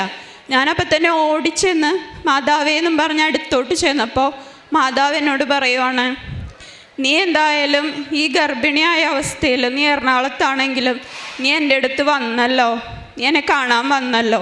ഇത്രേ പറഞ്ഞതായിട്ട് എനിക്ക് ഓർമ്മയുള്ളൂ. അത് കഴിഞ്ഞിട്ട് മാതാവ് തിരിഞ്ഞ് നടന്നിട്ട് നേരെ പോയി ഒരു ബെഞ്ച് പോലെയുള്ള ഒരു ഇതിൽ കിടക്കുന്നതായിട്ടാണ് ഞാൻ കണ്ടത്. അങ്ങനെ എൻ്റെ ആ ഒരു ഇത് അവസാനിച്ചു. അപ്പം ഞാൻ അധികം ആരോടും പറഞ്ഞില്ല. ഹസ്ബൻഡിനോടും കുഞ്ഞിനോടും പിന്നെ എൻ്റെ അമ്മേനെയും വിളിച്ച് ഞാൻ ഇങ്ങനെ പറഞ്ഞു, ഇങ്ങനെ കണ്ടമ്മയെന്ന് പറഞ്ഞു. അങ്ങനെ അതങ്ങോട്ട് പോയി. അത് കഴിഞ്ഞ് കുറച്ചാൾ ഈ അടുത്ത് ഞാൻ വല്ലാർപാടം പള്ളിയിൽ ചെന്ന് കുമ്പസാരിച്ച് കഴിഞ്ഞ് അവിടുത്തെ കുമ്പസാരക്കൂടിൻ്റെ അടുത്ത് പ്രാർത്ഥിക്കാനിരുന്നപ്പോൾ അവിടെ ഉറങ്ങുന്നൊരു മാതാവ് അതിൻ്റെ രൂപം വെച്ചിരിക്കുന്നു. അപ്പോൾ എനിക്ക് ആദ്യം കണ്ടപ്പോൾ അതൊന്നും മനസ്സിലായില്ല. ഞാൻ അവിടെ നിന്ന് പ്രാർത്ഥിച്ച് മാതാവിനെ തൊട്ട് വണങ്ങി വീട്ടിൽ വന്നു. എന്നിട്ട് ഈ കഴിഞ്ഞ ദിവസം അപ്പോയിൻമെൻറ്റ് വന്ന് കൈ കിട്ടി ഞാനിങ്ങനെ റൂമിൽ ജോലി ചെയ്തുകൊണ്ടിരുന്ന സമയത്താണ് എനിക്ക് ദൈവമേ, ഞാനന്ന് സ്വപ്നം കണ്ടത് ഇങ്ങനെ ഒരു സ്റ്റേജ് പോലെയുള്ള സ്ഥലത്താണല്ലോ, മാതാവ് കിടക്കണതാണല്ലോ കണ്ടതെന്ന് വിചാരിച്ചപ്പോൾ എനിക്ക് ആ ഒരു സന്ദർഭവും ഞാൻ കണ്ട സ്വപ്നവുമായിട്ട് എനിക്കൊരു റിലേഷൻ തോന്നി. പിന്നെ കാരുണ്യ പ്രവൃത്തികൾ ഞാൻ പറഞ്ഞ പോലെ തന്നെ ഈ ഓൾഡ് ഏജ് ഹോമിലും പിന്നെ 2-3 ഓർഫണേജിലൊക്കെ പോയി ചെറിയ സഹായങ്ങളൊക്കെ ചെയ്തായിരുന്നു. പ്രാർത്ഥിക്കാനുള്ളതെന്ന് പറഞ്ഞാൽ കൂടുതലും ഞാൻ മിക്കപ്പോഴും കുടുംബ പ്രാർത്ഥനയിൽ ഞാൻ പറഞ്ഞിരുന്നല്ലോ ശ്രദ്ധക്കുറവുണ്ടായിരുന്നെന്ന്, അത് മാറിക്കിട്ടിയിട്ടുണ്ട്. ഇപ്പോൾ കൂടുതലും പ്രാർത്ഥിക്കുമ്പോൾ കറക്റ്റായിട്ട് ചെല്ലുന്ന ജപത്തിന് അനുസൃതമായിട്ട് ശ്രദ്ധയോടുകൂടെ ശ്രദ്ധ കേന്ദ്രീകരിക്കാൻ എനിക്ക് സാധിക്കുന്നുണ്ട്. അതുകൂടാതെ ബൈബിൾ വായിക്കുമ്പോൾ പല അവസരങ്ങളിലും ഞാൻ രാവിലെ എടുത്ത് വായിക്കുന്ന ബൈബിൾ വചനമായിരിക്കും ചിലപ്പോൾ ഞാൻ പള്ളിയിൽ കുർബാനക്ക് നിൽക്കുമ്പോൾ അച്ഛൻ അത് തന്നെയായിരിക്കും എടുത്ത് വായിക്കണത്. അതൊക്കെ എനിക്കൊരു അത്ഭുതമായിട്ട് തോന്നിയിട്ടുണ്ട്. അതൊക്കെ ഒരു അനുഗ്രഹമായിട്ട് ഞാൻ കരുതുന്നു. ഇത്രയും ചെയ്തു തന്ന അമ്മയ്ക്കും തിരുക്കുമാരനും കോടാനുകൂടി നന്ദി. പിന്നെ ഒരു കാര്യമുള്ളത്, എൻ്റെ ഹസ്ബൻഡ് വിശ്വാസം ഉണ്ടെങ്കിലും ഓവറായിട്ട് അങ്ങനെ പ്രാർത്ഥിക്കുകയോ അങ്ങനെയുള്ള കാര്യങ്ങളൊന്നുമില്ല. വരിക, ജസ്റ്റ് ഒരു 5 മിനിറ്റ് ഇരിക്കുക, അങ്ങനത്തെ ഒരു രീതിയായിരുന്നു. അപ്പോൾ തുടക്കത്തിലേക്ക് ഇവിടെ വന്ന സമയത്ത് ആൾക്ക് അങ്ങനത്തെ ആ ഒരു രീതിയായിരുന്നു. ഇപ്പോഴായ പിന്നെ വിശ്വാസത്തിൽ കൂടുതൽ ആഴപ്പെടാൻ പറ്റിയിട്ടുണ്ട്. ഞാൻ പറയണതിന് മുമ്പ് തന്നെ പല കാര്യങ്ങൾക്കും എന്തെങ്കിലും ഒരു അസാധ്യ കാര്യങ്ങളൊക്കെ ഉണ്ടായ അപ്പം തന്നെ ഹസ്ബൻഡ് പറയും, വാ നമുക്ക് കൃപാസനത്തിൽ പോകാം, എന്നിട്ട് അവിടെ ഇരുന്ന് പ്രാർത്ഥിച്ചാൽ മാതാവ് നടത്തും എന്നൊക്കെയുള്ളൊരു ചേഞ്ച് ഇതുവഴി വന്നിട്ടുണ്ട്. പിന്നെ എനിക്ക് ഈ വില്ലേജ് ഓഫീസിൽ നിന്ന് കുറച്ച് സർട്ടിഫിക്കറ്റിൻ്റെ ഇഷ്യൂ വന്നപ്പോൾ ഉടമ്പടി ഉപ്പ് ഉപയോഗിച്ച് ഞാൻ അക്ഷയയിൽ വെച്ച് പ്രാർത്ഥിച്ച് അതാരും ചവിട്ടാത്തെടുത്ത് വിശ്വാസ പ്രമാണം ചൊല്ലിയിട്ടതിന് ശേഷമാണ് എനിക്ക് കിട്ടാനുള്ള സർട്ടിഫിക്കറ്റുകളൊക്കെ റെഡിയായത്. അതിനൊരുപാട് നന്ദി പറയുന്നു. പരിശുദ്ധ അമ്മയുടെ മധ്യസ്ഥതയിൽ ഇപ്പോൾ ഈ കുടുംബം തങ്ങൾക്ക് ലഭിച്ചൊരു ജോലിയെക്കുറിച്ചും ഒപ്പം തങ്ങളുടെ ജീവിതത്തിലെ വ്യത്യസ്തങ്ങളായ സാഹചര്യങ്ങൾ ഉടമ്പടി എങ്ങനെയാണ് ഒരു ആശ്വാസവും ശക്തിയായിട്ട് മാറിയെന്നുള്ളത് വളരെ വ്യക്തമായിട്ട് സാക്ഷ്യത്തിൽ പറയുന്നുണ്ട്. അപ്പം പുറത്തേക്കൊരു കാര്യങ്ങളെല്ലാം നോക്കി നിന്നതിന് ശേഷം വീണ്ടും പ്രാർത്ഥിച്ച് അപ്പം എന്ത് ചെയ്യാൻ പോകുന്നതിനും, അത് തുടക്കത്തിൽ വിവാഹത്തിൻ്റെ കാര്യം പറയുമ്പോൾ തൊട്ട് പിന്നീടുള്ള ഓരോ സമയത്തും വ്യക്തമായിട്ട് പ്രാർത്ഥിച്ചൊരുങ്ങണം എന്നുള്ളൊരു ബോധ്യം ഒരു പക്ഷേ മാതാപിതാക്കളിൽ നിന്നോ അല്ലെങ്കിൽ വിശ്വാസത്തിൻ്റെ ഒരു പരിശീലനത്തിൽ നിന്നോ ഈ മകൾക്ക് ലഭിച്ചിട്ടുണ്ട്. ആ ഒരു ബോധ്യത്തോടു കൂടി നിൽക്കുന്നു. അതിനുശേഷം ഉടമ്പടിയിലേക്ക് കടന്നു വരുന്നു. ഉടമ്പടിയിലേക്ക് വന്നതിന് ശേഷം പരിശുദ്ധ അമ്മയുടെ വലിയൊരു ആശ്വാസം ലഭിച്ചു എന്നുള്ളത് സാക്ഷ്യത്തിൽ പറയുന്നുണ്ട്. എന്തോ പൂർണ്ണ ഇതിപ്പോൾ എല്ലാ സാക്ഷ്യത്തിലും ആവർത്തിക്കപ്പെടുന്നൊരു കാര്യമാണ്. കാരണം മാതാവിലേക്ക് മുഴുവനായിട്ട് നമ്മളൊരു കാര്യം സമർപ്പിച്ചതുകൊണ്ട് നമുക്ക് ലഭിക്കുന്നൊരു ആത്മീയമായിട്ടുള്ളൊരു ആശ്വാസവും അല്ലെങ്കിൽ ഒരു മുൻപോട്ടുള്ള ജീവിതത്തിൽ മാതാവ് കൂടെ ഉണ്ടാകുമെന്നുള്ളൊരു വിശ്വാസമൊക്കെ ഉടമ്പടി എല്ലാ സാക്ഷ്യത്തിലും ഉണ്ട്. അതുപോലെ തന്നെ ഒരു ജോലിയുടെ കാര്യത്തിൽ ക്രമീകരണം ഉണ്ടാകുന്നു. പ്രാർത്ഥിക്കുവാനുള്ള സാഹചര്യങ്ങളിൽ കൂടുതൽ തീക്ഷ്ണതയോടെ പ്രാർത്ഥിക്കുവാനായിട്ട് ഉടമ്പടി സഹായിച്ചു എന്നുള്ളതാണ്. മാതാവ് നൽകുന്ന ഒരു എത്രയും പെട്ടെന്നുള്ളൊരു ഇടപെടലിന് സാക്ഷ്യം വഹിക്കുന്ന ഈ കുടുംബത്തിൽ ഏറ്റവും അവസാനം പറയുന്നുണ്ട്, ഒരു കുടുംബത്തിന് മുഴുവനായിട്ട് ഒരു വിശ്വാസത്തിൻ്റെ വർധന. അപ്പം അടയാളങ്ങളും അത്ഭുതങ്ങളും സുവിശേഷത്തിൽ രേഖപ്പെടുത്തിയിരിക്കുന്നത് യേശു പ്രവർത്തിച്ചതാണ്, അപ്പോസ്തലന്മാർ പ്രവർത്തിച്ചതാണെങ്കിലും രേഖപ്പെടുത്തിയിരിക്കുന്നതിൻ്റെ അവസാനം പറയുന്നത് അങ്ങനെ അനേകം പേർ അവനിൽ വിശ്വസിച്ചു എന്നുള്ളത്. അപ്പോൾ വിശ്വാസം വർദ്ധിക്കുവാനായിട്ടാണ് അടയാളങ്ങളും ദൈവാനുഭവങ്ങളും ഉണ്ടാകുന്നത്. അപ്പം അതിന് വ്യക്തമായിട്ട് ഉണ്ടായ അനുഭവം ഒപ്പം മാതാവിൻ്റെ ഒരു സ്വപ്നത്തിനെക്കുറിച്ചുമൊക്കെ പറയുന്നുണ്ട്. അതും വളരെ പ്രധാനപ്പെട്ടാണ്. വ്യക്തിപരമായ അനുഭവം, ഒരു സ്വപ്നമെന്ന് പറയുന്നത് ബൈബിളിൽ എത്ര പ്രധാനപ്പെട്ടതാണെന്ന് നമുക്കറിയാം. അപ്പം അങ്ങനെ ബോധ്യത്തോടു കൂടി പറയുന്ന ഈ സാക്ഷ്യം നമുക്കിപ്പോഴും ഒപ്പം ഇനി ഭാവിയിൽ കേൾക്കാനിരിക്കുന്ന ഒരുപാട് പേർക്ക് സഹായകമാകട്ടെ എന്ന് പ്രാർത്ഥിക്കുന്നു. നമുക്ക് കരങ്ങളടിച്ച് ദൈവത്തിൻ്റെ നാമം മഹത്വപ്പെടുത്താം. എല്ലാവർക്കും നമസ്കാരം. എൻ്റെ പേര് ഡിൻസ്. ഞാൻ വരുന്നത് കാലടിക്കടുത്ത് യോർദനാപുരം എന്ന് പറഞ്ഞ സ്ഥലത്താണ്.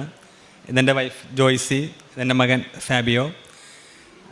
ആദ്യമേ തന്നെ കൃപാസന മാതാവിനും ഉണ്ണീശോയ്ക്കും ദൈവത്തിനൊക്കെയും 1000 നന്ദി അർപ്പിക്കുന്നു. ഞങ്ങൾ ഏകദേശം 1.5 വർഷം മുമ്പ്, അതായത് 2023 ജനുവരിയിൽ ഇവിടെ വന്ന് ഒരു സാക്ഷ്യം പറഞ്ഞിരുന്നു. എൻ്റെ മകന് വേണ്ടിയിട്ടായിരുന്നു. അവൻ ഏകദേശം 2022 ഡിസംബർ 19 രാജഗിരി ഹോസ്പിറ്റലിൽ വെൻറ്റിലേറ്ററിലായിരുന്നു. അപ്പോൾ ഞങ്ങൾ UK-യിലായിരുന്നു. അപ്പോൾ അവൻ്റെ നില ഇത്തിരി ക്രിട്ടിക്കലായിരുന്നു. ഞങ്ങൾ പെട്ടെന്ന് വന്ന് ഞങ്ങൾ ഉടമ്പടിയൊക്കെ എടുത്തതിൻ്റെ അതിൻ്റെ ഫലമായിട്ട് ഞങ്ങൾക്ക് അവനെ യാതൊരാവധം തിരിച്ച് കിട്ടിയായിരുന്നു. അതിൻ്റെ സാക്ഷ്യം ഞാൻ 2023 ജനുവരിയിൽ ഇവിടെ വന്ന് ഞങ്ങൾ ഈ സന്നിധിയിൽ നിന്ന് സാക്ഷ്യം പറഞ്ഞതായിരുന്നു. ഇപ്പം ഞങ്ങൾ രണ്ടാമത് സാക്ഷ്യം പറയാൻ പോകുന്നത് എൻ്റെ ഒരു ജോലി സംബന്ധമായ കാര്യത്തെ പറ്റിയാണ്. എൻ്റെ വൈഫ് അവിടെ UK ടീച്ചറായിട്ട് വർക്ക് ചെയ്യുവാണ്. ഞാൻ അവിടെ ഒരു ഏജൻസിയിൽ ഹെൽത്ത് കെയറായിട്ട് വർക്ക് ചെയ്യുവാണ്. അപ്പോൾ ഞാനൊരു പെർമനൻറ്റ് ജോലിക്ക് വേണ്ടി കുറേ ട്രൈ ചെയ്തായിരുന്നു UK വെച്ചിട്ട്. അപ്പോൾ എനിക്ക് കിട്ടുന്നില്ലായിരുന്നു. കുറേ അപ്ലൈ ചെയ്തിട്ടും ഒന്നും കിട്ടുന്നില്ല. വെയർ ഹൗസിലും എല്ലായിടത്തും ഞാൻ അപ്ലൈ ചെയ്തിട്ടുണ്ടായിരുന്നു. പക്ഷേ എനിക്ക് ജോലിയൊന്നും കിട്ടുന്നില്ലായിരുന്നു. അങ്ങനെ ഇരിക്കുമ്പോൾ ഞങ്ങൾ മുമ്പ് താമസിച്ച സ്ഥലത്തു നിന്ന് വേറൊരു സ്ഥലത്തേക്ക് റീലൊക്കേറ്റ് ചെയ്തായിരുന്നു. അപ്പോൾ അവിടെ അടുത്ത് തന്നെ ഒരു ഹോസ്പിറ്റലുണ്ട്, ഒരു NHS ട്രസ്റ്റിൻ്റെ ഹോസ്പിറ്റലുണ്ട്. അപ്പോൾ ഞങ്ങൾ കൊച്ചിനെ വയ്യാതെ ഒരു ദിവസം ഹോസ്പിറ്റലിൽ പോയപ്പോൾ ഞങ്ങൾ രണ്ടാളും മനസ്സിൽ പ്രാർത്ഥിച്ചു, ദൈവമേ ഈ ഹോസ്പിറ്റലിൽ എന്തെങ്കിലും ചെറിയൊരു പോസ്റ്റായിട്ട് ജോലി കിട്ടുകയാണെങ്കിൽ കിട്ടണമെന്ന് ഞങ്ങളിങ്ങനെ പ്രാർത്ഥിച്ചായിരുന്നു. ശരിക്കും പറഞ്ഞാൽ അവിടുത്തെ ഒരു ടാഗ് കഴുത്തിലിടണമെന്ന് പറഞ്ഞ ഞങ്ങളുടെ ആഗ്രഹം. അങ്ങനെ ആ ഒരു മേഘം വെച്ച് ഞങ്ങൾ പ്രാർത്ഥിച്ചായിരുന്നു. എന്നിട്ട് പിന്നെ ഞങ്ങൾ ഓൺലൈനാണ് അപ്ലൈ ചെയ്യേണ്ടത്. ട്രാക്ക് ജോബ്സ് എന്ന് പറഞ്ഞ സൈറ്റ് വഴിയാണ് നമുക്ക് അവിടെ NHS ട്രസ്റ്റിൻ്റെ കീഴിലുള്ള, NHS എന്ന് പറഞ്ഞാൽ അറിയാമല്ലോ, ഗവൺമെൻറ് സെക്ടറാണ് അവിടുത്തെ UK. അപ്പോൾ ഞങ്ങൾ അങ്ങനെ അപ്ലൈ ചെയ്ത് ഞാൻ അവിടെ ഏകദേശം ഒരു ഹെൽത്ത് കെയർ അസിസ്റ്റൻ്റായിട്ട് ആ ഹോസ്പിറ്റലിൽ ഞങ്ങൾ അപ്ലൈ ചെയ്തായിരുന്നു. ഏകദേശം 14 ജോബ് ആപ്ലിക്കേഷൻ ഞാൻ അപ്ലൈ ചെയ്തിട്ടും എല്ലാത്തിനും എനിക്ക് റെസ്പോൺസ് വരായിരുന്നു. യുവർ ആപ്ലിക്കേഷൻസ് അൺസക്സസ്ഫുൾ എന്ന് പറഞ്ഞ റെസ്പോൺസാണ് വന്നിരുന്നത്. 15ാമത് ഞാനൊരു ആപ്ലിക്കേഷൻ അപ്ലൈ ചെയ്തായിരുന്നു. അതിൻ്റെ ഡെഡ് ലൈൻ വരുന്നത് കറക്റ്റ് ഡേറ്റ് ഞാൻ ഓർക്കുന്നില്ല. ഡെഡ് ലൈന് 1 ഡേ മുമ്പാണ് ഞാൻ അപ്ലൈ ചെയ്യുന്നത്. അപ്ലൈ ചെയ്ത് അതിനുശേഷം വൈഫ് സ്റ്റുഡൻറ്റ് വിസയ്ക്ക് പോയായിരുന്നു. അപ്പോൾ ഞങ്ങളിങ്ങനെ 2 വീക്സ് കഴിഞ്ഞിട്ട് വൈഫിൻ്റെ ഗ്രാജുവേഷൻ ഉണ്ട്. അപ്പോൾ ഞങ്ങൾ ഗ്രാജുവേഷൻ ഇങ്ങനെ പോകാനൊക്കെയായിട്ട് ഞങ്ങൾ പ്ലാൻ ചെയ്ത് ഞങ്ങൾ ഒരുമിച്ച് പോകാനുള്ള പ്ലാൻ ചെയ്തൊക്കെ ഇരിക്കുമ്പോൾ ഗ്രാജുവേഷൻ്റെ ഒരു 4 ദിവസം മുന്നേ എനിക്കൊരു മെസ്സേജ് വരുവാണ്, ഇൻ്റർവ്യൂ ഷെഡ്യൂളായെന്ന് പറഞ്ഞിട്ട്.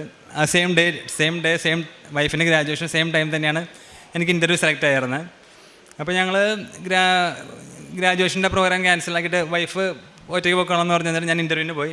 അപ്പോൾ അതിന് മുന്നേ ഞങ്ങളിങ്ങനെ ആപ്ലിക്കേഷൻ അപ്ലൈ ചെയ്യുമ്പോഴൊക്കെ ഞങ്ങളിങ്ങനെ പ്രാർത്ഥിച്ചിട്ട് ഞാനവിടെ ജോലിയൊന്നും സെറ്റ് ആവാതിരുന്നപ്പോൾ ഞാൻ ഓൺലൈനിൽ ഉടമ്പടി എടുത്തായിരുന്നു. എൻ്റെ സിസ്റ്റർ ഓൺലൈനിൽ ഉടമ്പടി എടുത്തായിരുന്നു. എൻ്റെ അമ്മ ഇവിടെ വന്ന് ഉടമ്പടി എടുത്തായിരുന്നു. അപ്പോൾ അമ്മ ഉടമ്പടി എടുത്തപ്പോൾ അമ്മയ്ക്ക് കാശ് രൂപ ഇവിടെ നിന്ന് കിട്ടിയായിരുന്നു. അപ്പോൾ എൻ്റെ ഒരു ഫ്രണ്ട് ഇവിടെ നിന്ന് UK വരുന്നുണ്ടായിരുന്നു. അപ്പോൾ അമ്മ കാശ് രൂപം ആ ഫ്രണ്ടിൻ്റെ കൊടുത്തു വിട്ടായിരുന്നു. എനിക്ക് ആദ്യം കാശ് രൂപം എൻ്റെ ഞങ്ങൾക്ക് ഉണ്ടായിരുന്നു. പക്ഷേ അത് ഞങ്ങളിന്ന് ജസ്റ്റ് ട്രാവൽ ചെയ്തപ്പോൾ മിസ്സായി പോയായിരുന്നു കാശ് രൂപം. അങ്ങനെ ഫ്രണ്ട് കാശ് രൂപം തന്നപ്പോൾ ആ കാശ് രൂപം വെച്ചിട്ട് ഞങ്ങൾ രാവിലെ പ്രതിഷ്ഠേൻ്റെ പ്രാർത്ഥന മുടങ്ങാണ്ട് ചെല്ലായിരുന്നു. അതുപോലെ തന്നെ ബൈബിൾ വായനയും പിന്നെ ആഴ്ചയിൽ ഒരിക്കൽ ഞങ്ങൾ ഉപവാസം സാധിക്കുമ്പോഴേക്കും ഉപവാസം എടുക്കുമായിരുന്നു. അങ്ങനെ ഞങ്ങൾ കുറേ കൂടി പ്രാർത്ഥന ജീവിതത്തിലേക്ക് ഞങ്ങൾ കുറേ കൂടി കൂട്ടിയായിരുന്നു. ഞങ്ങൾ ആത്മീയമായ ഞങ്ങളുടെ കാര്യങ്ങൾ ഞങ്ങൾ കൂട്ടിയായിരുന്നു. ഞങ്ങൾക്ക് അവിടെ ഞായറാഴ്ച മാത്രമാണ്, മാസത്തിലൊരു ഞായറാഴ്ച മാത്രമാണ് മലയാളം കുർബാന കിട്ടത്തുള്ളൂ. അപ്പോൾ അതെല്ലാം ഞങ്ങൾ മുടങ്ങാതെ മറ്റുള്ള ഞായറാഴ്ചയിൽ ഇംഗ്ലീഷ് കുർബാനയ്ക്കൊക്കെ ഞങ്ങൾ പോയി പങ്കെടുക്കാറുണ്ടായിരുന്നു. എന്നിട്ട് ഞങ്ങൾ ഈ അപ്ലൈ ചെയ്ത് അപ്പോൾ അവിടെ എൻ്റെ കുറച്ച് ഫ്രണ്ട്സ് അവിടെ ഹോസ്പിറ്റലിൽ, ഫ്രണ്ട്സ് എന്നല്ല കുറച്ച് സീനിയേഴ്സാണ്, അവർ ആ ഹോസ്പിറ്റലിൽ വർക്ക് ചെയ്യുന്നുണ്ടായിരുന്നു. അപ്പോൾ ഞാൻ അവരുടെ അടുത്ത് ഇങ്ങനെ ചോദിച്ചപ്പോൾ അവർക്ക് ഐഡിയ ഇല്ല, ഇപ്പോഴത്തെ കറണ്ട് ഇൻ്റർവ്യൂ പാറ്റേണിനെ പറ്റി അവർക്ക് അറിയില്ല. അപ്പോൾ കാരണം അവരൊക്കെ ജോയിൻ ചെയ്തപ്പോൾ ഡയറക്റ്റ് അവർക്ക് ഫേസ് ടു ഫേസ് ഇൻ്റർവ്യൂ മാത്രമായിരുന്നു. പക്ഷേ എനിക്ക് വന്ന ഇൻ്റർവ്യൂവിൽ ഞങ്ങൾക്ക് ഫസ്റ്റ് ഒരു പ്രിലിമിനറി ടെസ്റ്റ് ഉണ്ട്. ആ ടെസ്റ്റ് ക്വാളിഫൈ ചെയ്യുന്നവർക്കാണ്, കാരണം ആപ്ലിക്കൻസിൻ്റെ എണ്ണം കൂടുതലാകുന്നതോറും അവർ ഷോർട്ട് ലിസ്റ്റ് ചെയ്തിട്ടാണ് അവർ ഇൻ്റർവ്യൂവിന് ഇൻവൈറ്റ് ചെയ്യുള്ളൂ. ഫസ്റ്റ് പ്രിലിമിനറി ടെസ്റ്റാണ്. ആ ടെസ്റ്റ് ക്വാളിഫൈ ചെയ്യുന്നവരെ മാത്രമാണ് സെയിം ഡേ തന്നെ അവർ ഇൻ്റർവ്യൂവിന് ഇൻവൈറ്റ് ചെയ്യുള്ളൂ. അപ്പോൾ ഇതിൻ്റെ സാമ്പിളൊന്നും നോക്കിയിട്ട് എക്സാമ്പിളൊന്നും നോക്കിയിട്ട് യൂട്യൂബിലോ ഓൺലൈനിലൊന്നും അവൈലബിൾ അല്ലായിരുന്നു. പക്ഷേ ഞങ്ങളിങ്ങനെ കണ്ടിന്യൂസ് എങ്ങനെ മുട്ടിപ്പാടിങ്ങൾ കുറേ പ്രാർത്ഥിച്ച് ആ ദിവസം ഇൻ്റർവ്യൂവിന് സമയത്ത് ഇൻ്റർവ്യൂ പോണേക്കാളും മുന്നേ ഞാൻ അമ്മ കൊടുത്തു വിട്ട കാശ് രൂപവും പിന്നെ ഉപ്പും കൊടുത്തു വിട്ടായിരുന്നു. അപ്പോൾ ഉപ്പും ഇതൊക്കെ ആയിട്ടാണ് ഞാൻ ഇൻ്റർവ്യൂവിന് പോകുന്നത്. അപ്പോൾ ഫസ്റ്റ് ചെന്നപ്പോൾ തന്നെ എന്നെ സെക്കൻഡ് ബാച്ചിലേക്കാണ് എന്നെ സ്ലോട്ട് എനിക്ക് കിട്ടിയായിരുന്നു ഈ പ്രിലിമിനറി ടെസ്റ്റിൻ്റെ. അതൊരു റീസണിങ്ങും പിന്നെ അരിത്മെറ്റിക് ടെസ്റ്റും അങ്ങനെ ഒരു ഓൺലൈൻ ടെസ്റ്റായിരുന്നു. അപ്പോൾ അത് കയറിയപ്പോൾ ഞാൻ ഉപ്പ് സിസ്റ്റത്തിലാണ് കീപാഡിൽ ജസ്റ്റ് വിതറി പ്രാർത്ഥിച്ചായിരുന്നു. ഫുൾ ടൈം ടെസ്റ്റിൻ്റെ ഇടയ്ക്കും ഞാനിങ്ങനെ പ്രതിഷ്ഠീന പ്രാർത്ഥന ചൊല്ലി പ്രാർത്ഥിച്ചുകൊണ്ടിരിക്കുമായിരുന്നു. അപ്പോൾ ആ ടെസ്റ്റ് കഴിഞ്ഞപ്പോൾ ഏകദേശം ഒരു 45 മിനിറ്റ്സ് ഉണ്ടാകുന്ന ടെസ്റ്റ് ഉണ്ടായിരുന്നു. ടെസ്റ്റ് കഴിഞ്ഞപ്പോൾ ഒരു 6-7 വരെ ഒരു ഷോർട്ട് ലിസ്റ്റ് ചെയ്തു. ഷോർട്ട് ലിസ്റ്റ് ചെയ്തപ്പോൾ ഞങ്ങൾക്ക് അറിയില്ലായിരുന്നു ഇൻ്റർവ്യൂ ഈ ടെസ്റ്റ് പാസ്സായവരാണ് വിളിക്കുന്നത് അത് ഫെയിലായവരാണ് വിളിക്കുന്നതെന്ന് അറിയില്ല. ഒരു 7 പേരുടെ പേര് വിളിച്ചിട്ട് അവിടെ പുറത്തേക്ക് പോയിരിക്കാൻ പറഞ്ഞു. അപ്പോൾ എനിക്കറിയില്ല ഞാൻ സെലക്ട് ആയോ റിജക്റ്റ് ആയോ എന്നൊന്നും എനിക്കറിയില്ല. ഞാൻ അപ്പോഴും പ്രാർത്ഥിച്ചുകൊണ്ടിരിക്കുമായിരുന്നു. ഞങ്ങൾ പുറത്തിരുന്നിട്ട് ഇപ്പോൾ ബാക്കിയുള്ളവരോട് ചോദിച്ചപ്പോഴും അവർ പറഞ്ഞു അവർക്കും അറിയില്ല, ഒരു ഐഡിയ ഇല്ല. അകത്തിരിക്കുന്നവരാണ് സെലക്ട് ചെയ്തത് അത് പുറത്തിരിക്കുന്നവരാണ് സെലക്ട് ചെയ്യുന്നത് ആർക്കും അറിയില്ല. അങ്ങനെ ഞങ്ങൾ അവിടെ ഇരുന്നു. പിന്നെ അവിടെ നിന്ന് ഒരു സ്റ്റാഫ് വന്ന് ഞാനത് വേറെ റൂമിലേക്ക് കൂട്ടിക്കൊണ്ടുപോയി. അപ്പോഴും അവരോട് ചോദിച്ചപ്പോൾ അവർ പറഞ്ഞു ഫോളോ മീ എന്ന് മാത്രമേ അവർ പറഞ്ഞിട്ടുണ്ടായിരുന്നുള്ളൂ. എന്താ സ്റ്റേജ് എന്നുള്ളത് പറഞ്ഞിട്ടുണ്ടായിരുന്നില്ല. അത് കഴിഞ്ഞ് വേറൊരു വാർഡിലേക്ക് ചെന്ന് അവിടെ ഇരുത്തിയപ്പോഴാണ് അവർ പറഞ്ഞ് നിങ്ങളുടെ ഇൻ്റർവ്യൂ ഫസ്റ്റ് ടെസ്റ്റ് പാസ്സായിട്ടുണ്ട്, നെക്സ്റ്റ് ലെവലിലേക്ക് ഇൻ്റർവ്യൂവിനെ ഇൻവൈറ്റ് ചെയ്യുമെന്ന് പറഞ്ഞ്. അങ്ങനെ അപ്പോൾ ഞങ്ങൾക്കൊരു ആശ്വാസമായി, ഫസ്റ്റ് ടെസ്റ്റ് പാസ്സായി. എനിക്കൊരു പ്രതീക്ഷ പോലും ഉണ്ടായിരുന്നില്ല, കാരണം എൻ്റെ ഫസ്റ്റ് ഇൻ്റർവ്യൂ ആണ്. അവിടെ UK പോയിട്ട് 1.5 വർഷത്തോളമായി ഞാനൊരു കെയറായിട്ട് ഞാൻ വർക്ക് ചെയ്യുവാണ്, അതൊരു ഏജൻസിയിൽ വർക്ക് ചെയ്യുന്നത്. അപ്പോൾ എനിക്ക് വേറെ ഇൻ്റർവ്യൂ അവിടുത്തെ പാറ്റേൺസോ ഒന്നും അറിയില്ല. അപ്പോൾ എനിക്ക് ചെറിയ കൺഫ്യൂഷനും പേടിയൊക്കെ ഉണ്ടായിരുന്നു. പക്ഷേ കാശ് രൂപ എൻ്റെ കയ്യിലുണ്ടായിരുന്നു. അപ്പോൾ ഇൻ്റർവ്യൂവിൽ ചെന്നപ്പോൾ എനിക്ക് ഏറ്റവും ലാസ്റ്റാണ് എനിക്ക് ടൈം കിട്ടിയ ഇൻ്റർവ്യൂവിൻ്റെ. അപ്പോൾ ഞാൻ എന്നിട്ട് പ്രാർത്ഥിച്ചുകൊണ്ട് ഫുൾ ടൈം എപ്പോഴും പ്രാർത്ഥിച്ച് പ്രാർത്ഥന ചൊല്ലി മറ്റുള്ള പ്രാർത്ഥന എല്ലാം ചൊല്ലി പ്രാർത്ഥിച്ചുകൊണ്ടിരിക്കുമായിരുന്നു. അങ്ങനെ എൻ്റെ ഇൻ്റർവ്യൂ സ്ലോട്ടായി. അപ്പോൾ 2 വ്യക്തികളായിരുന്നു ഇൻ്റർവ്യൂ ഉണ്ടായിരുന്നത്, ഒരു വാർഡ് മാനേജറും പിന്നെ അവിടുത്തെ ഒരു സീനിയർ ഹെഡ് നേഴ്സും ആയിരുന്നു. അപ്പോൾ എന്നിട്ട് ഇൻ്റർവ്യൂ നടത്തി.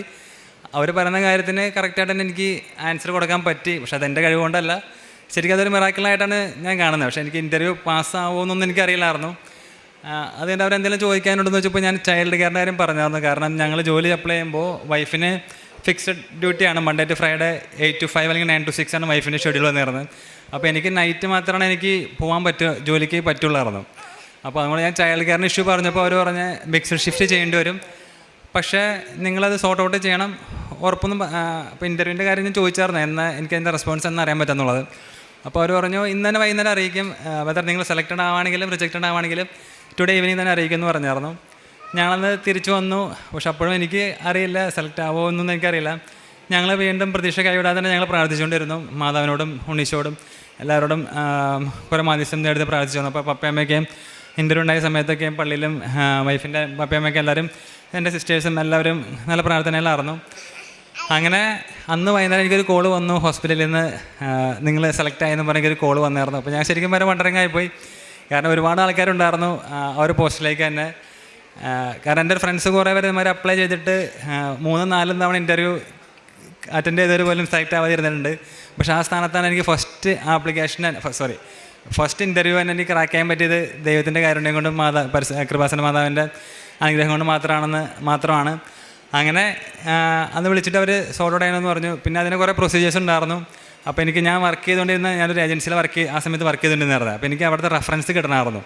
അപ്പം മറ്റുള്ള ഫ്രണ്ട്സിന് വേറെ സ്ഥലങ്ങളിൽ ജോലി ചെയ്യുമ്പോൾ റെഫറൻസ് കിട്ടാനായിട്ട് ആ കമ്പനിയിൽ ഇച്ചിരി ഡിഫിക്കൽറ്റി അവർ നേരിട്ടായിരുന്നു. അവർക്ക് പറയുമ്പോൾ തന്നെ പ്രോപ്പറായിട്ട് കിട്ടിയായിരുന്നില്ല. പക്ഷേ ഞാൻ റിക്വസ്റ്റ് ചെയ്തപ്പോൾ എനിക്ക് യാതൊരു തടസ്സം കൂടാതെ അവിടുത്തെ UK കമ്പനിയിൽ നിന്നും പിന്നെ എൻ്റെ നാട്ടിൽ ഞാനിവിടെ ഇൻഫോപാക്കിൽ വർക്ക് ചെയ്തുകൊണ്ടിരുന്നത്, എനിക്ക് ഇവിടുത്തെ കമ്പനിയിൽ നിന്ന് അതിൻ്റെ റെഫറൻസ് എല്ലാം വൈകാതെ കിട്ടി. അവർ പറഞ്ഞ സെയിം ഡേറ്റിൽ വിത്തിൻ 2 months എനിക്ക് അവിടെ ആ NHS ട്രസ്റ്റിൽ എനിക്ക് ഹെൽത്ത് കെയർ അസിസ്റ്റൻ്റായിട്ട് ജോലിക്ക് പ്രവേശിക്കാൻ സാധിച്ചു. ഇത് ദൈവത്തിൻ്റെയും കൃപാസന പ്രസാദ മാതാവിൻ്റെ അനുഗ്രഹങ്ങൾ മാത്രമാണെന്ന് പൂർണ്ണമായി വിശ്വസിക്കുന്നു.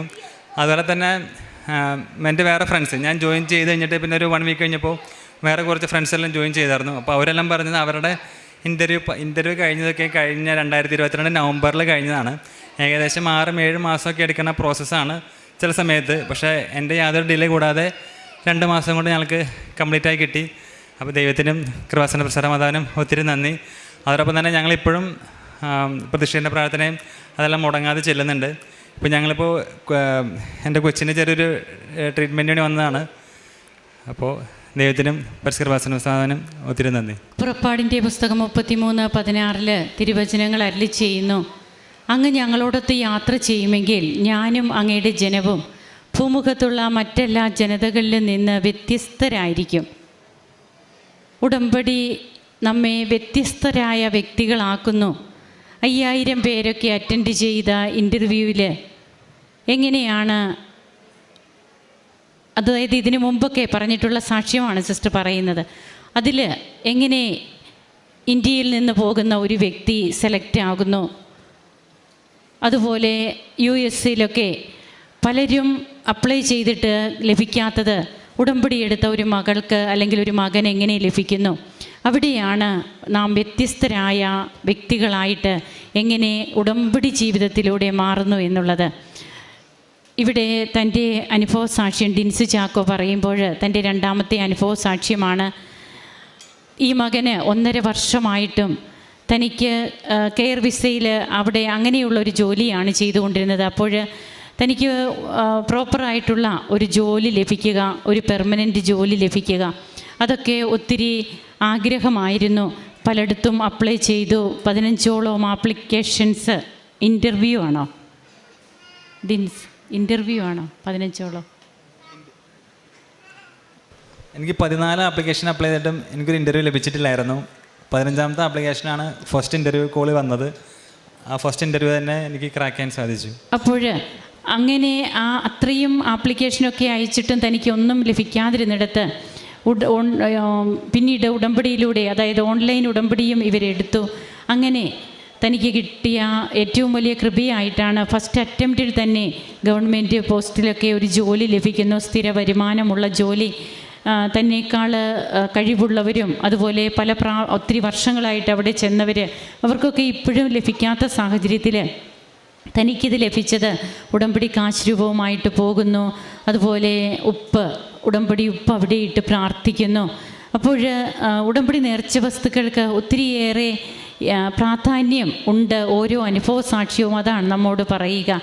അങ്ങനെ തനിക്കിന്ന് ഒരു നല്ല ജോലി ലഭിച്ചതിൻ്റെ സന്തോഷം ഈ മകൻ പങ്കുവയ്ക്കുമ്പോൾ തങ്ങളുടെ ഉടമ്പടി ജീവിതം, അതായത് വളരെ ചുരുങ്ങിയ രീതിയിലൊക്കെ ആധ്യാത്മികതയിൽ തങ്ങൾ ഇതിനു മുൻപ് ഞായറാഴ്ച കുർബാനയ്ക്കൊക്കെ തങ്ങളുടെ സാഹചര്യങ്ങളൊക്കെ നോക്കി പോയിരുന്ന സാഹചര്യങ്ങളുമുണ്ട്. എന്നാൽ പിന്നീട് അവരെങ്ങനെയാണ് ഓൺലൈനിലൂടെ ഉടമ്പടി എടുത്തതിന് ശേഷം ബഹുമാനപ്പെട്ട VP ജോസഫ് അച്ഛൻ്റെ ഉടമ്പടി ധ്യാനങ്ങൾ, സാക്ഷ്യങ്ങൾ അതിലൊക്കെ പങ്കെടുക്കുകയും തങ്ങൾക്ക് പറ്റുന്ന എല്ലാ മാർഗങ്ങളും ഉപയോഗിച്ച് തന്നെ എത്ര റിസ്ക് ഉണ്ടെങ്കിലും ദിവ്യബലിയിലൊക്കെ പങ്കെടുക്കുവാനും ഒക്കെയുള്ള ഒരു താല്പര്യം, അതിനൊക്കെ മുൻതൂക്കം കൊടുക്കുന്നു. ഉപവാസ പ്രാർത്ഥന. അങ്ങനെ തങ്ങൾക്ക് ലഭിച്ച ജോലി, ഈ മകന് ലഭിച്ച ജോലി, അത് തീർച്ചയായും ഇവരുടെയും ഒരു എഫേർട്ട് ഇവരവിടെ സമർപ്പിക്കുന്നുണ്ട്. ആ എഫേർട്ടെന്ന് പറയുന്നത് ഉടമ്പടി ജീവിതത്തോട് കാണിച്ച വിശ്വസ്തതയാണ്. നമ്മെ എപ്പോഴും സംരക്ഷിക്കുവാനും നമുക്ക് വേണ്ടി നന്മ ചെയ്യുവാനും കരുതലുള്ള ഒരു കർത്താവിൻ്റെ അടുത്തേക്കാണ് നാം വന്നിരിക്കുന്നത്. അമ്മയുടെ മാധ്യസ്ഥ നമുക്ക് തുണയായുണ്ട്. നമുക്ക് നമ്മെ തന്നെ സമർപ്പിക്കാം. നമ്മുടെ നിയോഗങ്ങൾ ഈശോയ്ക്ക് വിട്ടുകൊടുക്കാം. ഈശോ തന്നെ ഏറ്റെടുക്കട്ടെ. ഏറ്റവും നല്ല രീതിയിൽ ഉടമ്പടി ജീവിക്കുവാനായിട്ടാണ് നാം പ്രാർത്ഥിക്കേണ്ടത്. കരങ്ങളടിച്ച് ഈശോയ്ക്കും അമ്മയ്ക്കും നമുക്ക് നന്ദി.